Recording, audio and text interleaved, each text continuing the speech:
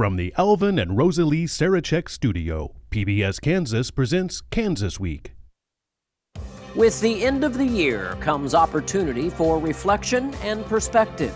2024 was a year of crisis and change, of escalating problems and potential solutions.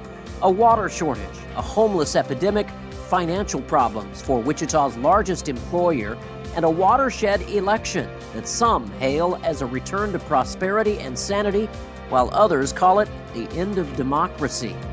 Join us as we look back on some of the big news stories of 2024 and consider what 2025 may bring on this special edition of Kansas Week.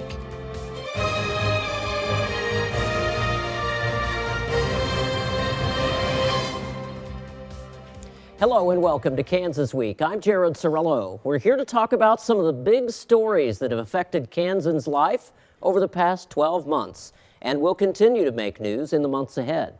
First up, the November election. It was truly historic as a record number of Kansans cast ballots, more than 60% of registered voters, in fact.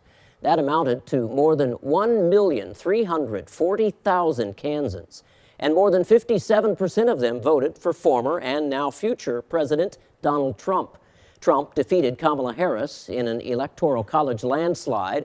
Trump will become only the second U.S. president in history to serve non-consecutive terms. Republicans also expanded their supermajority in the Kansas legislature. Here to talk about this and some of the year's other big stories is Wichita Eagle opinion editor Dion Leffler, Sedgwick County Commissioner Jim Howell, and KSN senior reporter Craig Andrus.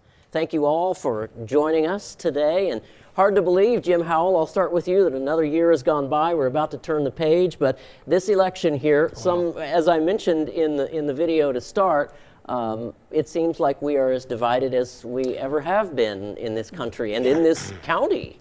You know, that's really one of my talking points. We talk about we are a united country, and I love that idea, but I would say we're more divided than ever. And elections, in your intro, you talked about some people think democracy is over. I think that I think there's a misunderstanding of government in the first place, but elections truly are democratic processes. The problem is we're just such a divided community, and more people are active in registering to vote. The vote numbers are up. And we see a lot more people weighing in on who should lead our communities and our state and our country. People are more interested in these topics today, but they're much more strongly opinionated to the point where they're not really getting along any longer. Yeah. We were going through Christmas and Thanksgiving holidays, and one thing you don't want to bring up at the table is anything about politics. It's off the table. You really can't talk about it anymore. People are just so divided. It's obvious. And we're seeing that. We talk about the mandate for Donald Trump, the popular vote he won this time. He didn't win that in 2016. The state has supermajorities, both House and Senate, greater numbers than they've had before. They're talking about they don't even really need to talk to Governor Kelly necessarily. They can pass stuff without her support now. So in a sense, we've gone back to two branches of government, which is interesting. It's interesting that you brought up Governor Kelly because she ran just a couple of years ago on a middle-of-the-road campaign. Anyway, it is divided, and I think it's hard to see that happening, and so I am concerned about that very much. Yeah. Craig Andrus, I'll move over to you. I mean, from a reporter standpoint, do you see this on the street when you talk to people? How divided we are? Oh yeah, absolutely. That's my first thought. Is absolutely we see that. And Jim, to your point, for Thanksgiving, for Christmas dinner, are we gonna be talking politics around the table, or are we gonna have a good time? I mean, it just comes down to that. And unfortunately, what I see so much on the street, when I talk to so many of you about what are you going to do with voting? Are you going to vote? And I always ask the question first before I interview somebody. I say, what day do you go vote? If they can't answer that question, I kind of maybe move on and talk to somebody else. But when we talk about where people stand on issues, I think it's safe to say we're pretty divided right now. And a presidential election year always brings out some of that divisiveness. I understand that. But local politics also, and I know we talked about this a little earlier, Jim, when you say Laura Kelly doesn't necessarily have a say as governor in the way Kansas is governed right now, Jared, I hear this a lot from people. They say, well, if there's a big supermajority, what's the point of the Democrat Party? And I said, well, what do you want to abolish the Democrat Party? Of course, nobody's suggesting that. But there's still good input, still ideas that need to be there and be on the table. And I think we're going to see that. The question is, how do we govern? How do we want to be governed? And we had strong numbers that turned out to vote this time. And I think that expresses people's inner thoughts of, I want my voice to be heard. I want to vote for what I want to see happen. And I don't suppose that's going to change over time. Maybe I'm wrong. Diane, is that going to change over time? You've been covering politics for a long time. Well, I mean, what I saw in this election was a lot of misinformation. Misinformation is driving our voting right now, and it's just crazy. I mean, the issues in this race were just bizarre. I mean, Haitian immigrants eating pets. I mean, who comes up with this stuff? But it resonates. It resonates like crazy, and I think we're in for a ride here. If Donald Trump keeps half his promises, this is going to be a very different country than the one we have lived in before. And it's interesting, Craig mentioned just a little bit ago when he was talking about our state politics a little bit. It is getting harder and harder to find Democrat lawmakers in Kansas. Well, and it's getting harder and harder to find moderate Republicans. This expanded supermajority. They already had a supermajority. Right. I mean, who knows what they're going to come up with? I think that I think we're going to see. I think we're going to see persecution more of trans and LGBTQ people. I think we're going to see more persecution of immigrants. I think we're going to see more efforts to overturn the will of the voters on abortion politics. This is going to be a real ride. Jim Howell, you've been a state lawmaker before. Sure. Do you agree with what Diane's saying? Is it going to be that extreme? I don't think so. I think that in the State House, we have people that are very tuned into their districts. I think that there was a lot more difficult races within the state, up in Johnson County, up in that part of the state. In Sedgwick County, really, there wasn't a lot of turmoil, I think, in our local State House races. There just wasn't that much there. But I tell you that these folks that are duly elected represent the viewpoints of their districts. That's why they're there. They stepped up, they ran, and the democracy happened. And they step up, they represent the viewpoints of the people that they're in their districts. And so I don't agree. I think the reality is that people are worried about taxes, they're worried about freedom, they're worried about public safety, and this was the debate in the election. Yeah. So I don't think it's going to be a problem. All right. We'll have to wait and see for that one. Our next big story of 2024 is the depletion of Wichita's primary water source and restrictions imposed by the city of Wichita. In August, Wichita entered stage 2 of its drought plan. That restricted outdoor watering to just 1 day a week. Cheney Reservoir dropped to its lowest level in almost a half century. Fortunately, record rainfall in November helped reverse that downward trend. But the lake is still well below normal and water restrictions remain in place. Meanwhile, water rates in Wichita are set to go up in January. The city says that's necessary to help pay for the new $569 million water treatment plant. That's scheduled to begin operating early next year.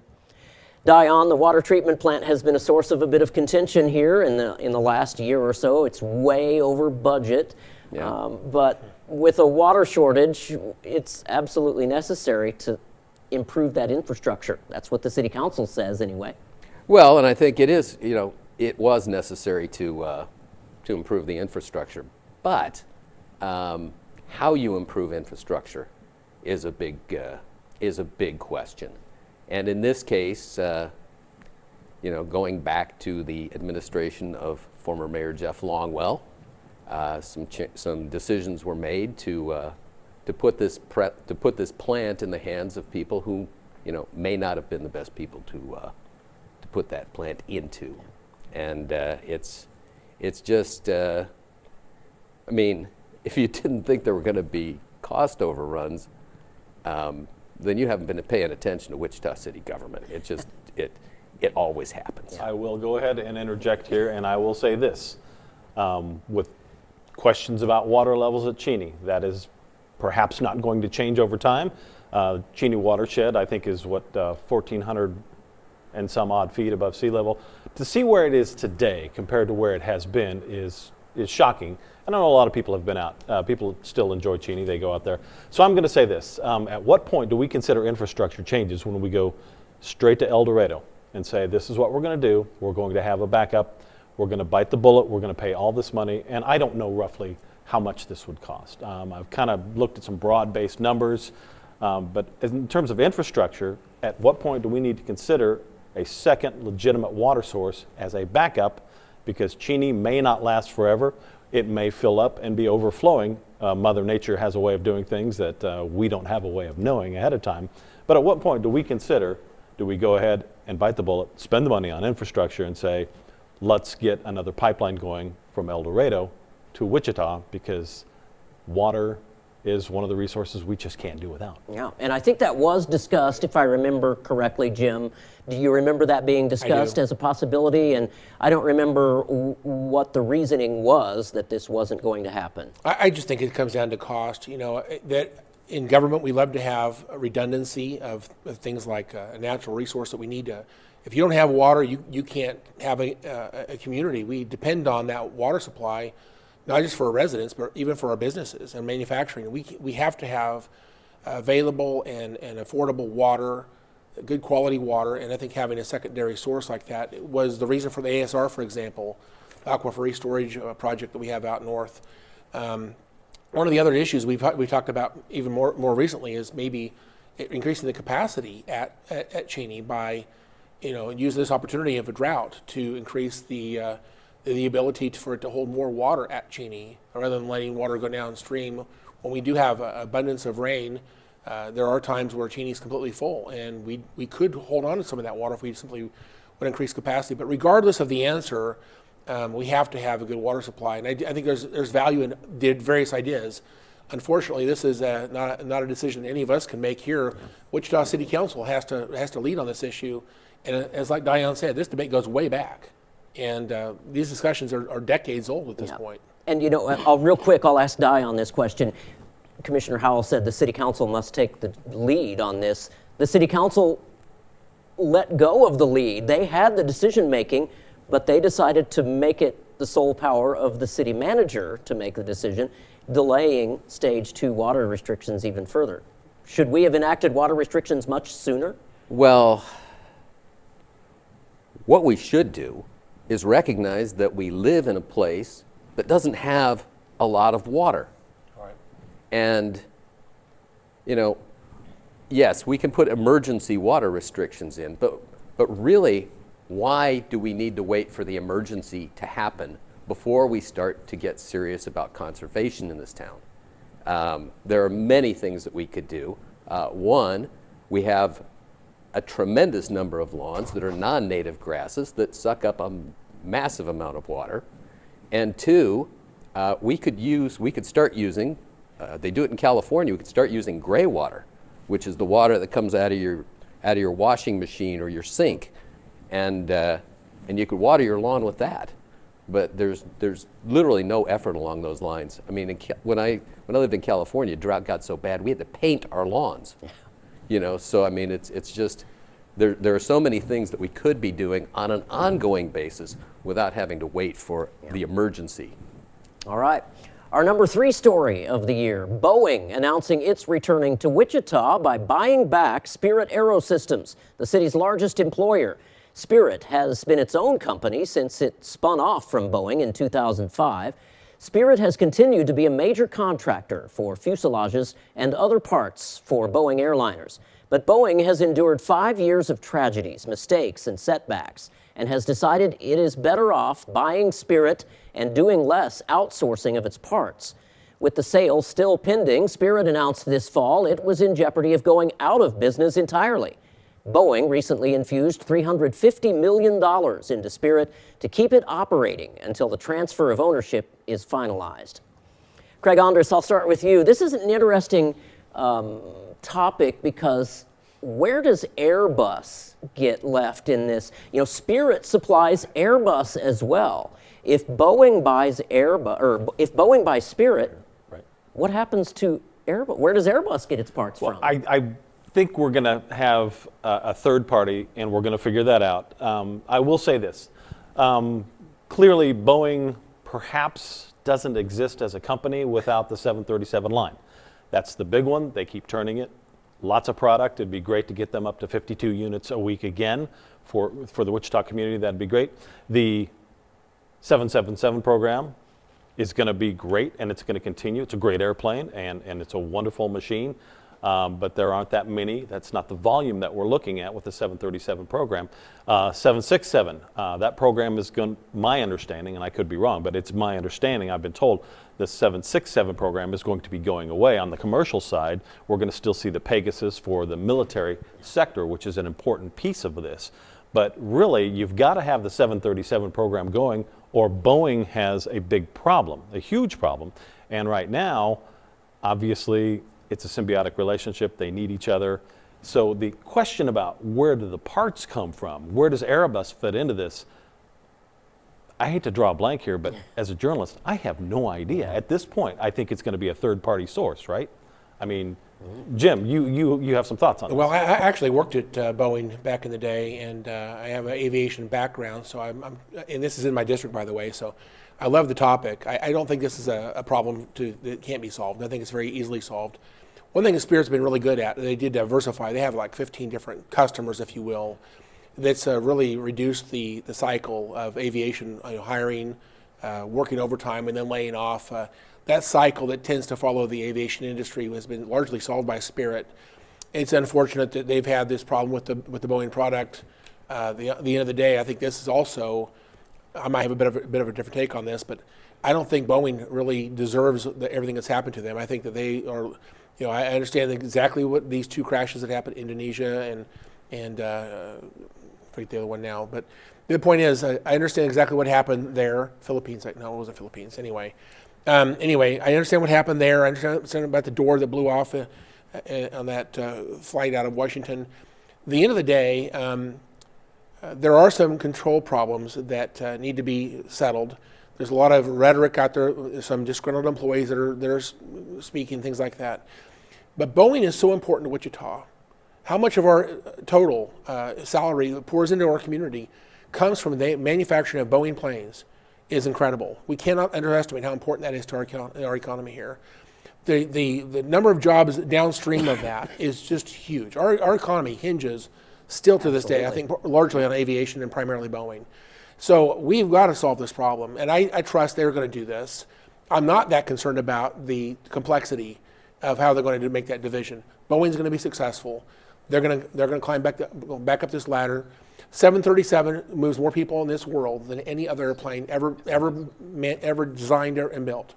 And we still have tens of thousands of airplanes that are 737s flying people each and every single day. Yep. So it's a great future. Dion, some thoughts here? Well, yeah, the fundamental mistake that was made here was creating Spirit in the first place. Right.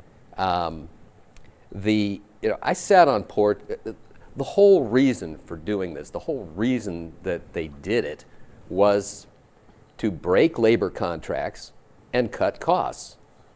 And I sat on porches with people in this town the day that the company that was taking over what had been the Boeing plant sent out impersonal DHL envelopes to tell people whether to come back to work or not. And there was so much worry in the town as well. Well, yeah, and it was well justified. Yeah. And the thing is, I mean, you can cut costs and you can cut costs and you can cut costs, but sooner or later it comes home to roost in the quality of the product. Yeah. And that is what happened to Boeing, and now they're going to spend money undoing it. But the venture capital company that originally bought the Boeing plant and turned it into Spirit, they made hundreds of millions of dollars. So I guess it's a win for them. Yeah. All right. Our number 4 story of the year. This year, the city of Wichita took unprecedented steps to deal with the growing homeless crisis. The council approving $5 million to help fund the new multi-agency homeless center at the Old Park Elementary School. The center offering 260 beds and will be open around the clock from December through March. The multi-agency center aims to connect homeless adults with services that can help them become independent, productive members of society. A nonprofit group will operate the center under the direction of an executive director and a 5-member board. Jim Howell, this is an interesting topic. Homeless, will this solve our homeless crisis? Is this the magic? And I love the lead into the story, but I would tell you it's actually 2 different things. We have a homeless shelter, which is the 260 beds, and especially for the winter time. That has to be a thing we do every year. There's got to be sufficient beds. We started this years ago because we had a number of people who actually froze to death on our streets, believe it or not. But the multi-agency center, and they still do, some of them reject offers for help, but it is an ongoing problem. The multi-agency center is really a wraparound services. You hear that term.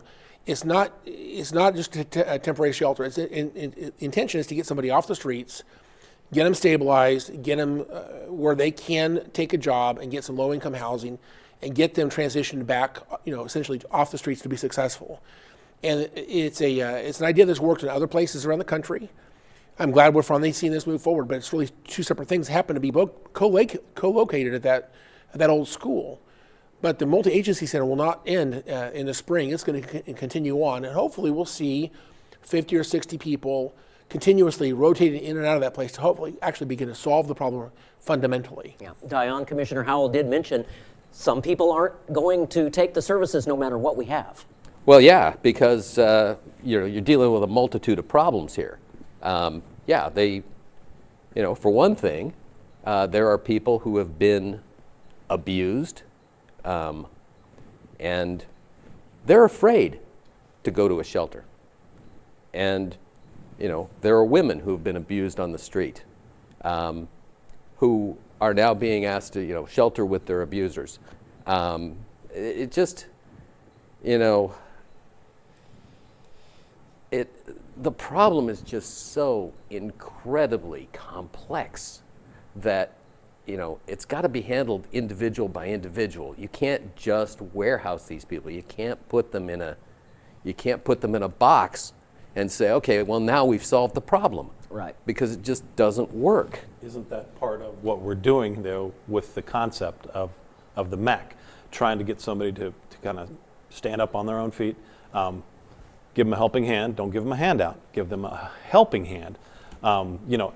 Being out on the streets as kind of a daily reporter for a very long time in Wichita, talking to so many of you, I will say this, I've had the opportunity to talk to a lot of homeless people and find out why they're homeless and find out where they're from. Wichita remains a destination for homeless people. They know that there are services here, and I think Wichita does a good base job of providing some services. Obviously, there's room for improvement. There has to be. There are issues here. The list is long. But isn't that what we're doing with the MAC, to provide some of those services? Would you have an alternate view as to what we add to the MAC or what we do different? In 30 seconds, Diane. Well, hopefully it'll work. But, the other part of this is the enforcement part, and that is about to get a lot stronger than it has been. And frankly, on Tuesday, the City Council gets scheduled to vote on the anti-camping ordinance. So let's see how that goes. Yeah. All right. Our last story of the year. Could the top NFL team in the nation possibly relocate to Kansas? As the Kansas City Chiefs try to become the first team in history to win 3 Super Bowls in a row, the state of Kansas is wooing them. Governor Laura Kelly signing legislation in June that offers the Chiefs $700 million to build a new stadium on the Kansas side of the Missouri River. Diane, I'll start with you. Do you think it's a reality? Could the Chiefs really move to Kansas? Is this going to happen? I think it could very well happen. Call me a skeptical, I guess. I have absolutely no reason to think that it couldn't. Because really, when it comes to moving teams, it's not about the team. It's a real estate deal. And the more real estate you're willing to give them, the better your chances of getting a team. And the more real estate, he's talking about real estate, but what about taxpayer subsidies? Should taxpayers be involved in this at all? Unless Taylor Swift's going to offer up $1 billion, I'm not sure. I don't know. But you bring up a very good point and a very good question. This is a real estate deal. So look, when I first stumbled onto this story, and I was one of the early adopters of this story, I thought, I mean, there's no way they're not going to move. The Chiefs are asking for more money for a new stadium or an upgraded stadium where they are. That's not the case here. In Kansas, lawmakers have really jumped on board to say, we're going to do what it takes to get this team here because we like the tax base, we like the revenue. And the Chiefs, Peterson, I mean, whoever you talk to within the Chiefs organization, they will tell you they don't want to move out of the area. They like the Kansas City metro area. The Kansas side makes sense for a lot of reasons. And my Taylor Swift joke aside, where does the money come from? Of course, we're talking a lot of money here. Not $1 billion, but Yeah, it's close not to. far off of that, Yeah. right? Well, We're pretty close. 700 yeah. million is a down payment on a stadium. True. that's Agreed. true. We would look at basically 3 other revenue streams to go into this mix. But when we're talking taxpayer money, do you want to give that money up to get them into Kansas? Are you going to benefit from them directly? Probably not, unless your business works with football in some way or you provide services to football. I think it's a fascinating topic, and I'd love to see them on the Kansas side. I'll say whether it's Missouri or Kansas, they're getting a new stadium one way or the other. they are. That's the takeaway. I think they're going to get a new stadium. I think we're going to compete, and Missouri's in the game. We'll see what happens. Yeah, it's interesting though when you talk about attendance. Do you think it would affect attendance? Would people from? I don't think it will, but people are going to. Chiefs fans are going to still turn out, but it may draw more Wichita residents up there. I haven't been to a Chiefs game since Trent Green was throwing the football. Who? So, I mean, it's like, we can't afford to go to these games anymore. One of the interesting takeaways that I found talking to lawmakers about this, Kansas State House lawmakers, Ty Masterson being one of them in the Senate, is that, look, we would like to see them on the Kansas side for a lot of reasons. So let's do the push. Let's see where Missouri lands on all this and kind of let the chips fall where they may. The revenue stream would be there to help out and kind of we could follow the money over time. But we're looking at a very long-term project. The Kansas City Royals will not be where they're going to be. They're gone. They're going to move. Now, are they going to go out of Kansas City? No, but they're going to get a new stadium. The Chiefs are going to come up with something new. That's a given. The question is where. Yeah. All right, that's a wrap for the year. I want to thank Dion Leffler, Jim Howell, and Craig Andrus for joining me. And we also, of course, want to thank Cake and KSN for sharing their video with us as well. I'm Jared Cerullo. Thanks for watching, and Happy New Year. We'll see you back here next year.